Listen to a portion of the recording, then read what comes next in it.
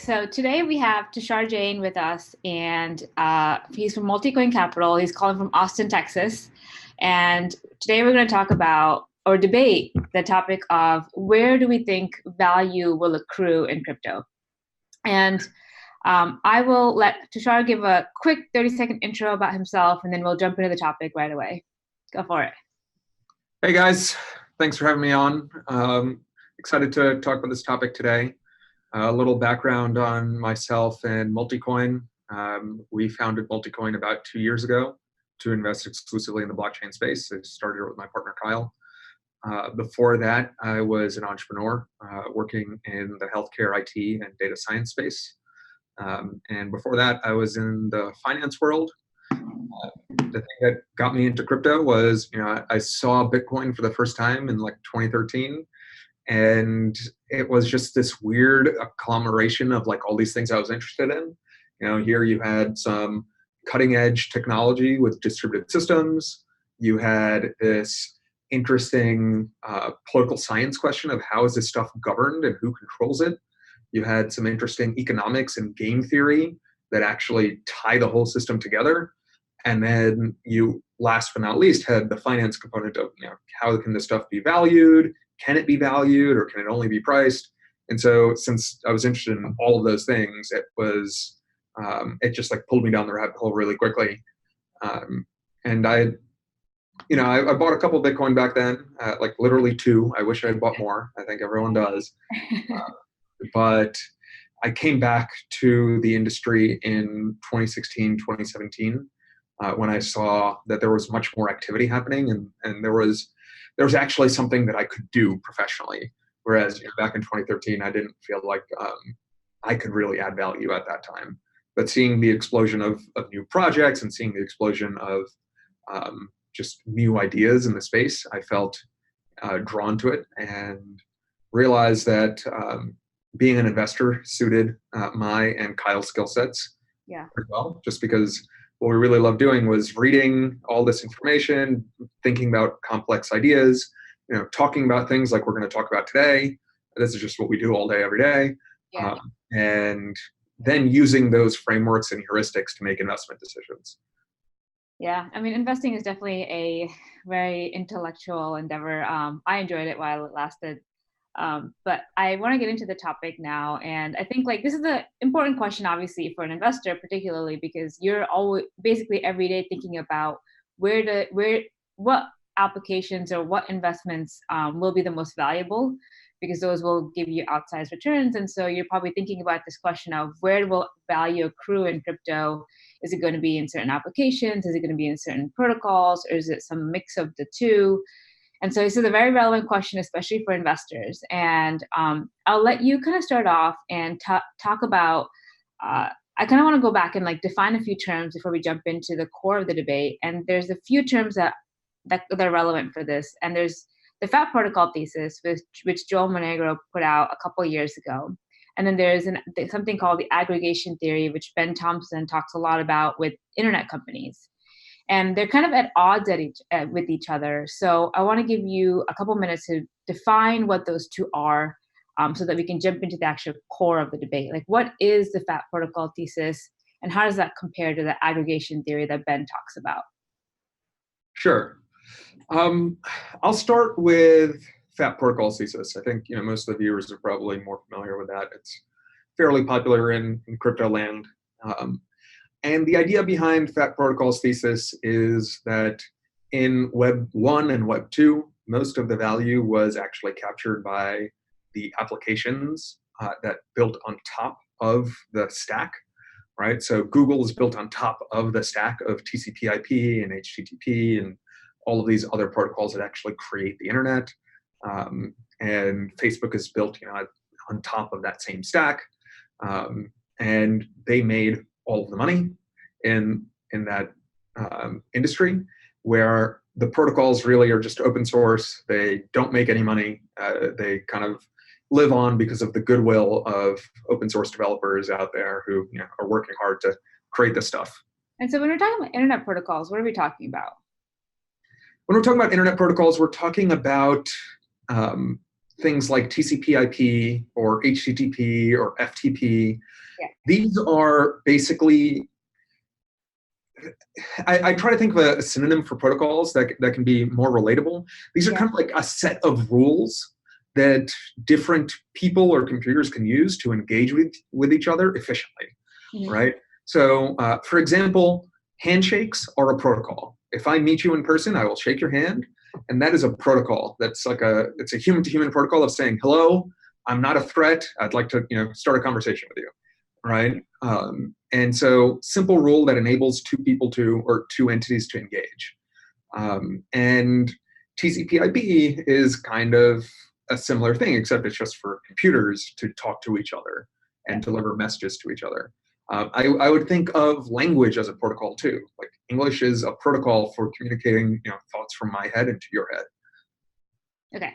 So then in the context of the internet, these protocols that we built the internet applications on the internet on, like TCP/IP, HTTP, FTP, all of these protocols didn't really capture the value. They're kind of like open source tools, but then the applications that were built on top of this, like Facebook or Google, is where all the value was captured. And then the FAT protocol thesis argues the opposite, right? So it says, unlike the internet era where these companies, these applications captured all the value, now blockchain protocols will capture all the value because of the token and the shared data layer, and then the applications are where less value will be captured. And that was a thesis he came out with a few years ago. And he gave a couple examples, right? I think he gave like Bitcoin and Ethereum as two examples. If you just take Ethereum, for example, Ethereum has like the base layer protocol, and then you have a bunch of applications that are built on top of it. And the applications use the same token, which is the Ether. And so he argued that all the value will accrue at the shared protocol layer. And I think like that made sense a couple of years ago, but I'm starting to sense that like that thesis is starting to get invalidated in some cases. But before we jump into that, I want to talk about what Ben's aggregation theory was. So can you give us a quick explanation of what that means? Yeah, I can do that. I want to add a couple of more things on the FAT protocol thesis and its events. And I actually think that while it seems to have fallen out of favor broadly, I think that there are elements of truth there that I certainly still believe, and I think will play out to be true. Like what? So, one aspect of the FAT protocol thesis that's interesting, and I don't know if this was part of Joel's original post or if this was an adaptation on top of it. Crypto has a lot of ideas that get built on top of each other. Is that the reason why blockchain technology is valuable is because it's secure. It enables security around the double spend problem. That was the fundamental thing that Satoshi solved. And the security of a chain is proportional to its value. And I think that's really important to just completely wrap your mind around and understand, is that the more valuable the chain, the more secure it will be. That's true for proof of work. That's true for proof of stake. It's true for other types of applications as well, because the incentive for the miners or the validators or whoever else is securing the network is proportional to how much they will get paid by behaving honestly. All right. And so the reason why this is relevant to FAT protocols thesis is it means that the user is paying for security. And so that value needs to accrue at the protocol layer. Otherwise, they don't get a secure product, in which case they might as well be on Web 2. When you say a user is paying for security, can you explain what you mean? Like, is that the gas cost for Ethereum? Yeah, it's the gas cost. It's the friction. The reality is using blockchain technology today is just not as seamless as Web 2. Yeah. And, maybe we'll get closer and closer, but it will never be as cheap to transact on a blockchain as it would be on a single tenant database. That's just by definition, that cannot be the case, because you have to pay for the additional security of having multiple people validate transactions. So you're saying because the users are paying this fee, to that means that value is going to the protocol. Correct. Okay. And so in the case where there's many applications built on a single protocol, the fat protocol makes sense to me. But as soon as you get into the territory of like application specific blockchains or application specific protocols, how does the fat protocol thesis come into play here? Like, isn't that no longer valid? Exactly. The fat protocols thesis is a very effective model to use in a world with many applications in one protocol or Yeah. few protocols, right? So and it makes sense given it's a product of the time in which the thesis was conceived, 2016, 2017, there was really only Ethereum in terms of a platform that people could actually build on. I know people try to build stuff on Bitcoin, it doesn't really work. But Ethereum was the only platform that you could build on. And so the fat protocols thesis made sense as a product of its time. But since then, we have seen a proliferation of other protocols that compete directly with Ethereum. We have seen a proliferation of interoperability platforms. And we've seen that actually there seem to be more protocols than applications right now, which kind of flips that model on its head, at least for this period in time. It's possible that that changes in the future. I think it will. Yeah. Right? So I think the other model that's very useful is this aggregation theory model, right? And I'll explain what that is briefly. Yeah. And aggregation theory is a concept that was invented by Ben Thompson. He's one of my favorite technology thinkers of all time. So if any of you have not read his work, I highly recommend it. And he talks about aggregation theory as a change in the value chain because of the internet. So in pre-internet days, most economic power was derived from aggregating supply. So I'll give you an example of what that means. Let's talk about newspapers. Newspapers had value because they had the resources to actually give you the news. And they also then bundled in with that the advertising. And if you wanted to get the news, you only had a handful of places to go. So demand did not have a lot of power in this value chain. Most of the power resided with supply. And so the newspapers, which aggregated supply, ended up capturing the majority of the value in this chain. With the internet, the model is flipped, where actually supply becomes commoditized and the aggregator needs to focus on aggregating demand. So the group that aggregates the most demand can then have any supply plug in to that platform or that aggregator's product in order to reach that demand. So the example that I would give here is Facebook. Facebook has the demand. They know that you are going to log in and you're going to check Instagram, you're going to check Facebook, you're going to check WhatsApp, and they have your attention. And so what Facebook's business model is centered around is that supply is commoditized. All of the content that is fed to you is competing against everything else. Your New York Times article is competing against, my baby's pictures, or it's completely commodifying that other side of the value chain. And what that means is now, instead of in the old paradigm where the company or the entity that controlled the supply controls or most of the value or earns most of the value, in this new internet paradigm, actually the entity that controls demand controls most of the value. And the reason it flipped, he argues in his thesis that the reason it flipped is because the distribution cost went to zero with the internet, right? Whereas pre-internet, you had to actually acquire these users. Now you can reach billions of users around the world through the internet basically for free. And so he argues because of that change, now it's about who can acquire the users and what you're saying, which is the demand, and that's where all the value will be captured. Exactly. Yeah, exactly. So then when you look at it from that lens, to me, it seems like even in the blockchain paradigm, where the value will accrue is with whoever acquires the most demand, which is the user. Would you agree or disagree with that? I'm not sure. Okay. I think it could go either way, right? Because the question becomes who actually owns the customer relationship, right? So I'll give you an example of that where we have multiple layers, right? So let's talk about something like Guesser, which is a company that's building on top of Augur, which is building on top of Ethereum, right? So the reason I'm picking this is because there's 3 layers, so it becomes easier to illustrate the example, right?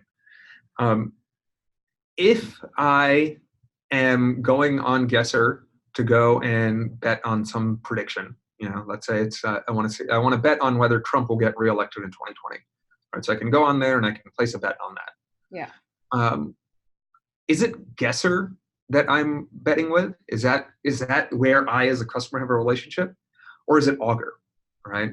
And so there, the question becomes, like, let's say Guesser decides to fork off of Augur and do their own thing, or move to a different protocol. Yeah. I then go to another Augur front end and say, no, actually, I want to be using Augur. Guesser was just the convenient user interface that I was using to get there.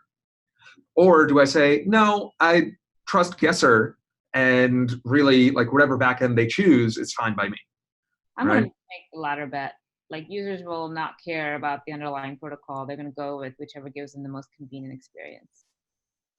That's plausible. It depends on the size of the market and how much money there is online, right? Because let's say you're trading some sort of derivatives on an Augur market, yeah. Right? One of the more popular Augur markets is usually betting on the price of Ethereum at the end of the year, right? And so if people are betting on that and there's a lot of money on the line, would you be willing to stick with Guesser if they forked off Augur and now we're centralized?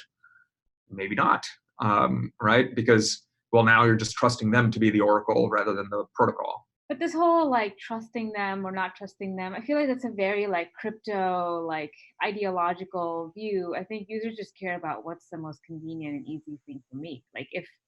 Are they really going to look at like the ideological argument behind why they should stick to Augur? I think they might if it matters for security, right? Because that's the actual product here, is a censorship-resistant and secure prediction market. So let's say Guesser forks off and creates their own version of Augur. Well, maybe they can't list that market that I want anymore.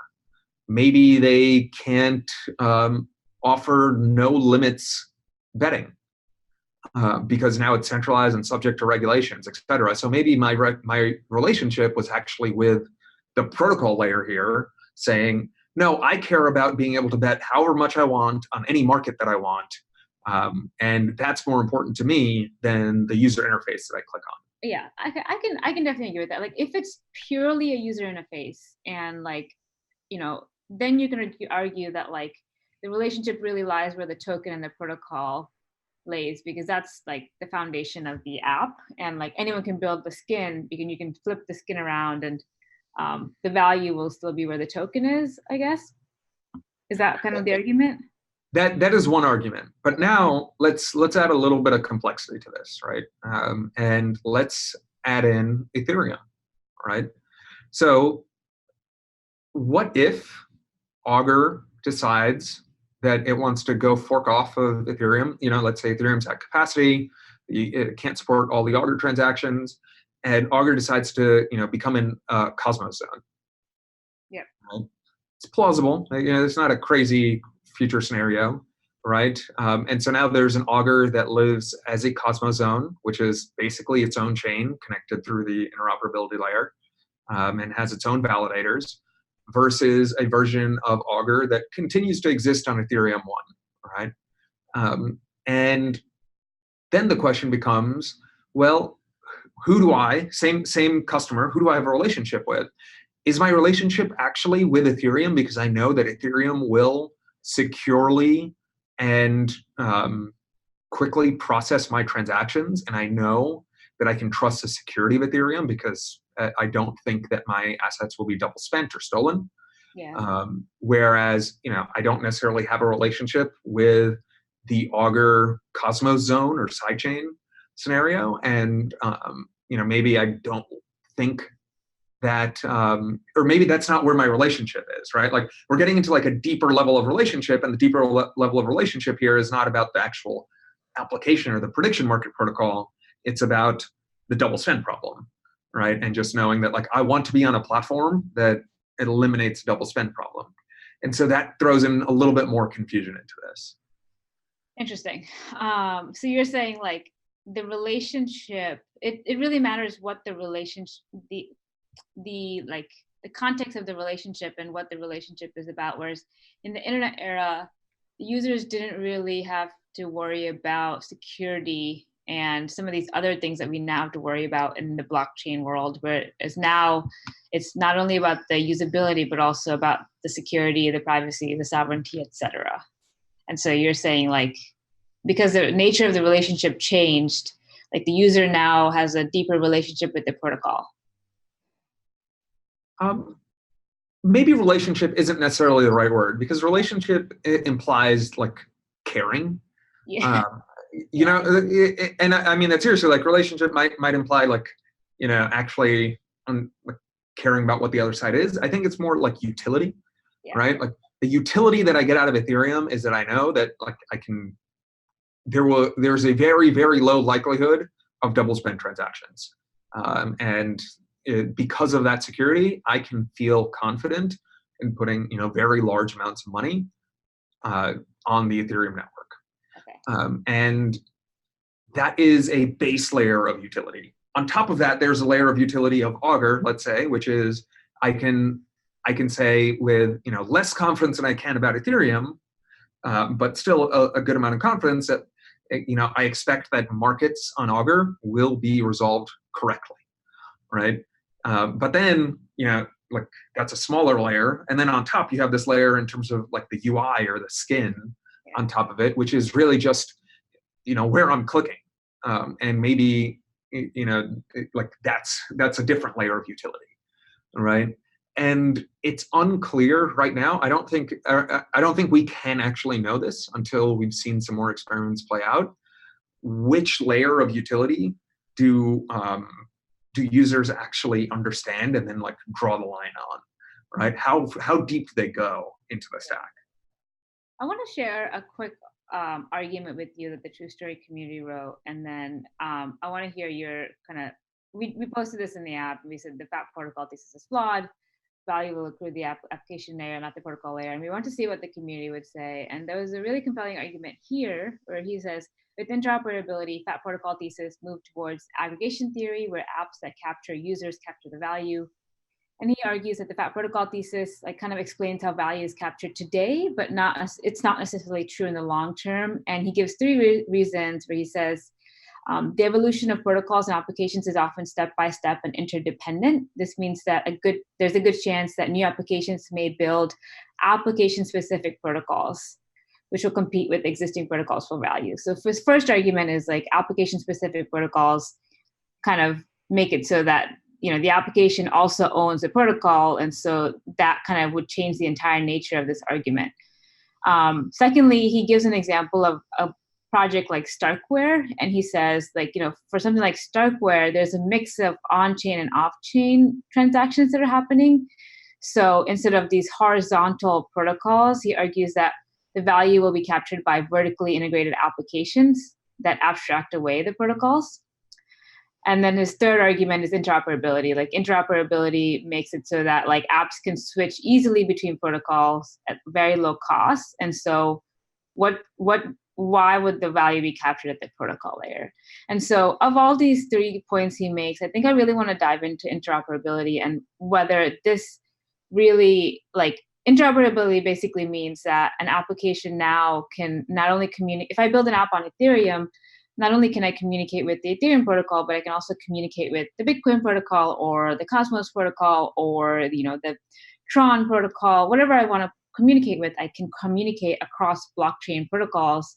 So as soon as we have interoperability, does it matter what will we move back to the internet way of doing things where the protocols are kind of abstracted away and it's really the applications that are built on top that capture all the value? I think these are interesting points, but I think this really misses the most important aspect of blockchains. Which is what? Security. Okay. Security against a double spend problem. Otherwise, we might as well just be on regular databases, right? Like blockchain is a really, really shitty database for most things, and it's just very useful for a handful of things. If you need to be permissionless, If you need to be censorship resistant, you need to be trust minimized, use a blockchain. If you don't need one of those things, don't use a blockchain. It's literally worse in every other dimension. And so, when it comes to something like application-specific blockchains, my main question just comes down to, well, what are the additional security guarantees that I'm actually getting as a user from an application-specific blockchain versus an application, right? If Augur has its own application-specific blockchain, how is that any different from Betfair, right? And I struggle with that question because I really think that blockchain is all about security first and foremost. I think it's, I would argue it's actually more than that, right? Like with an application specific blockchain now, I think like security is one thing, and security matters for something like money. If you're using Bitcoin or Ethereum for money, I agree that like security is the fundamental benefit. Security, censorship resistance, all this stuff is what you care about from a protocol level. But when you have an application specific blockchain and now these like decentralized apps, I think like building on a blockchain affords them the ability, for example, to have a token that aligns incentives amongst both the user, the community, and the team. And you can argue that maybe it's not the most secure application in the world, but it's now, if you can imagine, for example, Uber being built on the blockchain, I'm not saying this is a good use case, but now you can hopefully better align incentives between the drivers, the Uber company, and investors of Uber. With the alignment of a token, for example. Or you can argue that like, now that if there's an application specific blockchain, users can actually govern the product and the platform. So maybe with the token, the users have a say in how the Uber protocol works, or how things should be, how hourly rates should change, or whatever it might be. So I think like by building on a blockchain where it's not just, in my opinion, about security, it's about like where the shift in ownership happens. Whereas like before, it was just like a company built in a central database and then the users, and now everyone collectively owns this new platform together. And without a blockchain, I don't know how you do that. I think you bring up a good point, but what you're referring to, like, and let's dive deeper into the Uber example, just for the sake of example, right? What you're talking about is kind of like a ride-sharing protocol, not necessarily a blockchain. Like it doesn't need, unless you are dealing with value, with something that needs to be scarce, you don't need a blockchain, right? And if all your application, your decentralized application, if the only thing that it needs from a blockchain is the ability to like process token transactions back and forth, then it's not, that's just like a token that should be issued on top of Ethereum or Binance Chain or one of these other chains out there, right? It's not. Yeah, but like you can't really do that because then you're going to be tied to the slowness of these Ethereum chains. Whereas like if you're building an application like Uber, you want like incredibly fast transactions. So you can't just issue a token on the Ethereum chain. Maybe not today, but Ethereum 2.0 is promising potentially. There's other platforms such as, obviously we've invested in a bunch of these, but there's other platforms that are coming out or have launched. I recently tried Algorand as it went live, and like that's really fast, right? So I agree that the transaction throughput is a question that exists today, but I feel like, by pointing at that as like a reason why you shouldn't issue on a general purpose platform is kind of like saying, video streaming will never happen. Look, we don't have any bandwidth in the 90s. And like, yeah, it's true, like for a short period of time, but I can say without a shadow of a doubt in my mind that I expect that transaction throughput on blockchains will grow by several orders of magnitude in the next decade, at least 1,000x from where we are today. I would eat my hat if otherwise. So you actually don't think the application specific blockchains make sense. So you're saying that argument of value being captured by the apps is flawed? Is that kind of your take on this? I think that the apps may capture value because if they own the customer relationship, and so like here's a different example that I'll give you, right? I can argue both sides. That's the question. That's the problem. And I have to say, it's fun to think about all these things when constructing our portfolio. We think probabilistically. I don't know what the right answer is going to be. I really don't. I have ideas, and I like to hedge my bets, and I like to make sure that I clarify that when talking about some of these more complex concepts. But an example could be like, let's say Ethereum has another DAO style hack, Yeah. right? And all of the applications, all the dApps that are built on top of Ethereum decide to move over to, let's call it blockchain XYZ. I don't want to necessarily, shill one smart contract platform over another for the purpose of this discussion. So just like pick your favorite Gen 2 or Gen 3 or Gen X smart contract platform, and let's just say all of the Ethereum apps move over there. Well, then it seems like the applications were the ones who were actually capturing the value because they survive on.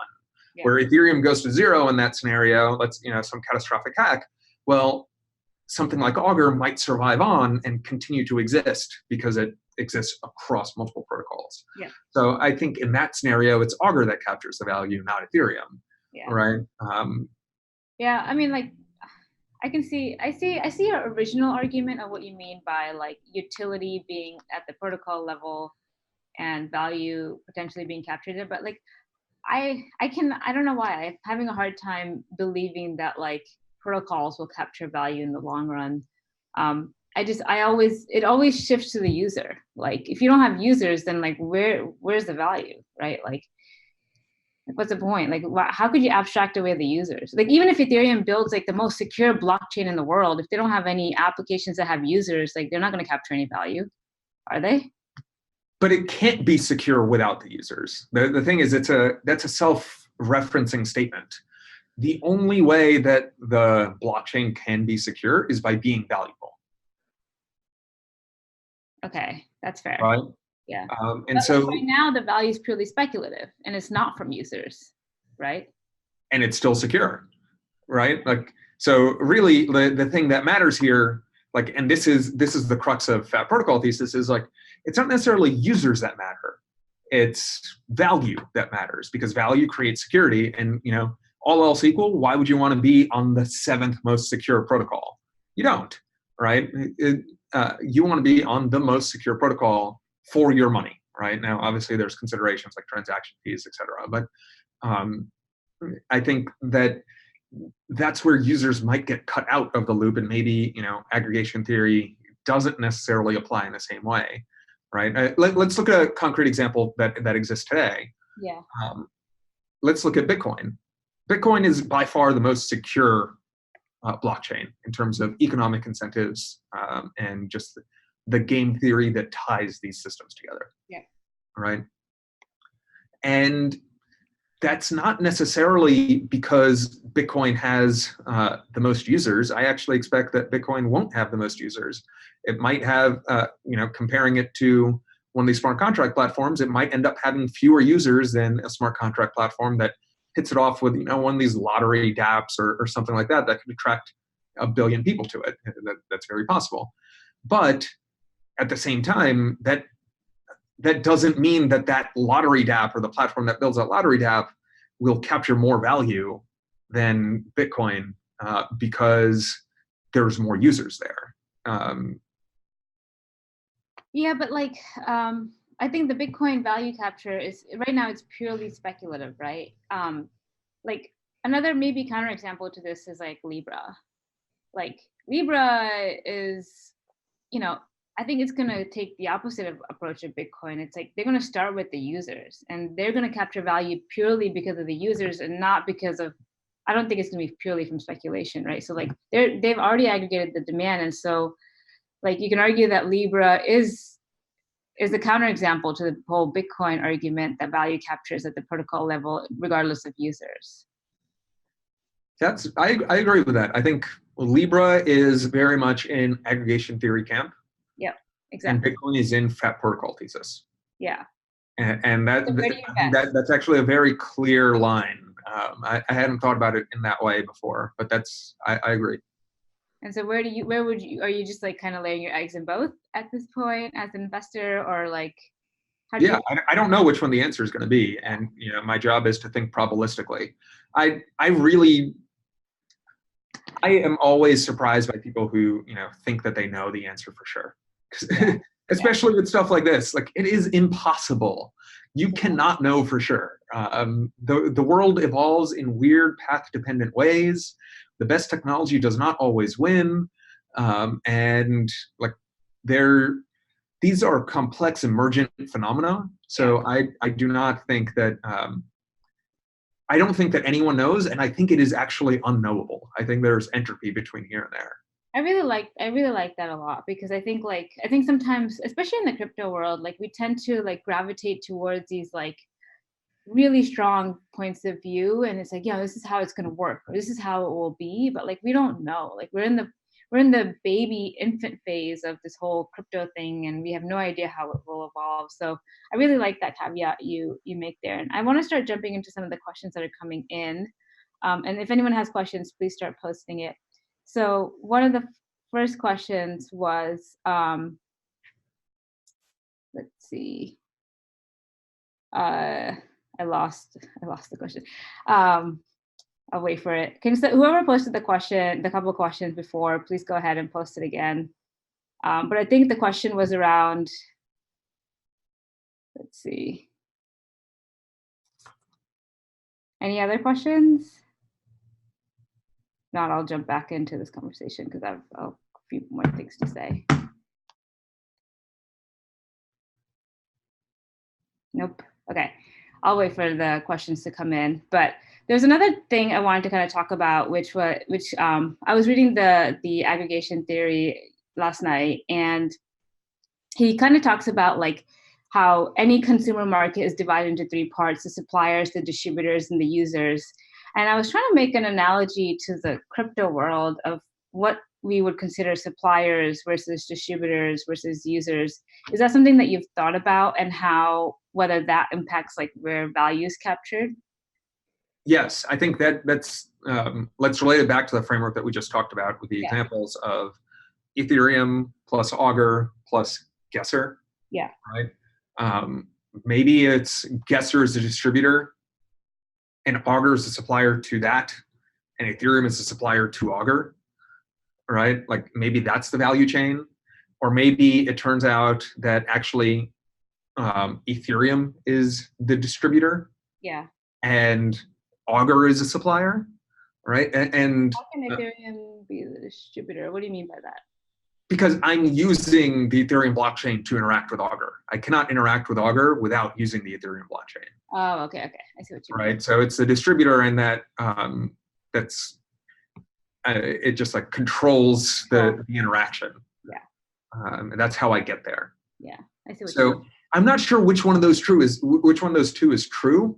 And I think if I knew which one of those was true, I would have a more definitive opinion on protocol thesis versus aggregation theory. Yeah. I think that's actually the crux of it. The crux of it, yeah. Okay, the questions are coming in. So one question was, why does security imply value? That's a good question. So when you look at... And the second part is, does that mean that SFTP is generating value? No, I mean that specifically for blockchains, and specifically for permissionless public blockchains. So I'll give you a couple of examples, right? We'll talk about proof of work first. A proof of work blockchain is as secure as the rewards it pays miners. Miners are the people who are actually doing the hashes that are securing the network. That's pretty well understood and pretty well known. And the more you pay miners, the more hashes they will do, right? When Bitcoin's block halvening happens, if the price of Bitcoin stays the same, I would expect that and also the efficiency of doing hashes stays the same, then you should expect to see the hash power get cut in half, right? Because miners are working for a profit, they're mercenaries, they're operating, they're coin operated in that sense. The same thing is true in a proof of stake system.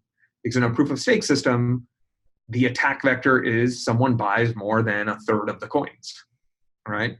And so the more valuable the system, the more expensive it is to buy a third of the coins, and so therefore it is more secure. Yeah. Second question was, do you think the protocols that have the best developer tools will gain the most developers? I think having developer tools is necessary but not sufficient. Okay. I think that there are other aspects that are very important, including regulatory clarity is going to be very important for developers. You know, you don't want to build on a platform that could suffer some sort of problems in that dimension. I think that having a secure protocol is going to be very important. There's great developer tools for MySQL, Yeah. you know, but that's not it's centralized, obviously. But like, do you think like developer tool, like, do you think it, like, where do you think the value will be captured in the protocols that capture the most developers?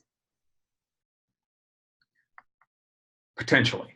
I think that would dramatically increase the chances of that protocol succeeding, because I think developers will build cool stuff that like users want to use. Yeah. That being said, it is possible, and I'll caveat this saying like I would say that developers, I would bet that the chain that captures the most developers captures the most value. Yeah. However, I think it's possible that like the application that most users want and the application that delivers the most value doesn't need very many developers at all. And that could just be a sound money type application, and like it doesn't need more development. Like the product's done. Yeah. There's nothing else needed. Yeah, fair point. Next question is, do you think the architects, 1% of the people, or the lay people, 99% of the people, define what gives currency value? I'm not sure what that means. I think it's kind of like the technology adoption cycle. I think the early adopters and the early majority are going to drive this. Yeah. You know. Yeah, I'm not sure 100% sure what that question was. Isn't money built on the buy-in of the majority? Wouldn't this imply a need for intuitive solutions? Not sure what that means either. But anyways, okay, so overall, I think like we covered a lot of ground. We talked about the FAT protocol thesis and how it argues that it's the protocol and the shared data and the shared security of that protocol that kind of accrues the value, whereas the aggregation theory talks about it in reverse, where it says those who give the best end user experience acquire the users, and then they're able to have a competitive advantage when it comes to who their suppliers are. And so in the crypto world, we still have to see whether it's protocols like Ethereum and Bitcoin that capture 99% of the value, or is it future applications? Obviously, there's no applications today that have captured nearly as much value as Ethereum or Bitcoin. But we're still very early in this phase. And like, is it possible that, for example, if Libra launches with their Calibra wallet, which you can call an application, right? Like, is that going to capture outsized value compared to even Bitcoin and Ethereum? I'd argue that like there's a huge chance that's likely the case. So it's kind of too early to say like one way or the other, but definitely an interesting exercise to think about. I would leave everyone with the framework of trying to think about the value chain in this and trying to think about the specific pieces of that value chain, right? So it would be like, well, who are the suppliers, who are the distributors, and who are the users? And sometimes, like we talked about in the Augur Ethereum example, it's not clear which one is a supplier and which one is a distributor. So those could flip. And I think the piece of that value chain where I think the most value will accrue is that distributor piece. Yeah. I don't think it is very obvious or clear which protocol or or whether the protocol or the application is the distributor. Yeah, that's a really strong way to end this. Like, it's always a distributor that wins. Distribution is the key to everything. It's where all the value is captured. And so when you're thinking about where you want to invest, think about like, who do you think is going to really be the core distributor? Is it the application that you're investing in, or is it the protocol that you're investing in? I think that's a powerful way to end it. But thanks, Tushar, for joining. And we'll put the links to the aggregation theory, the FAT protocol thesis, and all that in the video. And we'll share the recording of the video as well later on Twitter. But thanks for joining. And if anyone has questions, Tushar's Twitter handle is Tushar Jain _. And yeah, thanks for joining. Thank you. Awesome. Had a good time.